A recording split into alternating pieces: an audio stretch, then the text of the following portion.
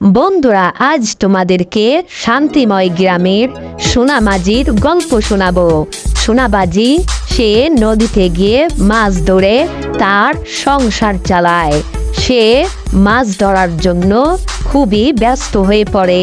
তখন তার স্ত্রীকে ডাক দিয়ে বলে, ওই গো, খাবার রান্না করা কি হয়েছে? জলদি করে আমাকে খাবার দাও, আমি খাবার খেয়ে মাছ ধরতে যাব। তখন সোনামাঝির বউ তাকে খাবার দেয়। সে মজা করে তার ঘরের উঠানে বসে খাবার খাইতে থাকে। সে খাবার খেয়ে মাছ ধরতে যাবে, এই জন্য সে তাড়াহুড়ো করে খাবার খেয়ে নেয়। এরপর মাছের ঝাঁকা মাথায় করে নিয়ে সে তার বাড়ি থেকে হাঁটতে হাঁটতে বাজারের দিকে যায়, যেখানে গিয়ে তার মাছগুলো বিক্রয় করবে। সে তখন একটা হাটে গিয়ে তার মাছগুলো নিয়ে বসে থাকে এবং লোকদেরকে ডাকতে থাকে। ভাই আসেন, দেখেন সুস্বাদু পদ্মার ইলিশ আপনাদের জন্য নিয়ে এসেছি।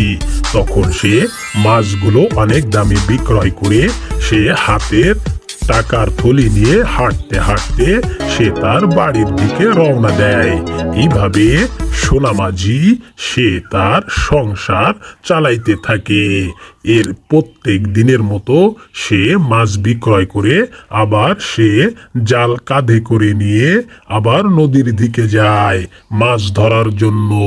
সে যে নদীতে মাছ ধরে সেখানে অনেক মাছ লাফালাফি করতে থাকে। সে নদীর কাছে এসে খুবই আনন্দ পায়, কারণ সে নদীতে অনেকগুলো মাছ দেখতে পায়। আর এই মাছগুলো ধরে সে হাটে নিয়ে বিক্রয় করবে। তার নৌকায় উঠে মাছগুলো ধরার জন্য নদীর মধ্যে জাল বিছায়। তার সেই জালে অনেকগুলো মাছ বেঁধে যায়।